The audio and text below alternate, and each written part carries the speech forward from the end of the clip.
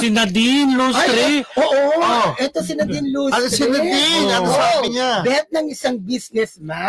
Bakit? Oo, kasi nung pumunta kami sa Gigantes Island, na-interview namin ng isang businessman. Okay. Si Sir Red Paul Bolivar. Okay. Inaangaan pala niya itong si Nadine. Nadine Lustre. At kung meron daw isang artista na gusto niya lumibot at i-promote ang buong island ng Gigantes, si Nadine Lustre daw yun. Businessman.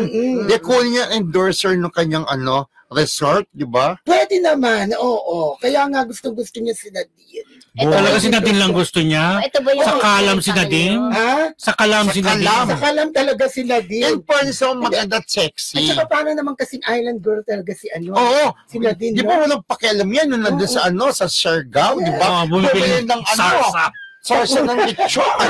Pero naka-ansla. Kaya sabi ni Tito Christy. Sa kulay pa lang, no? Diba? Oo, sa kulay pa lang. Kaya ayun nga, si Nadine ang gusto niya. Anong pangalan ng businessman? Si Sir Red Paul Bolivar. Baka bet na rin kami tatlo. Baka gusto niya kami lumibot sa Iloilo. Sa Gigantes Island. Yes. Napakaganda po talaga. Bisitahin lang ang Facebook ng Gigantes Island. Punta kami doon na. Ngayong summer. Oo. Hanggat super init, pero dito sa atin sa June, napakalamig. Correct. At syempre, thank you rin sa Solina Resort. Ayan.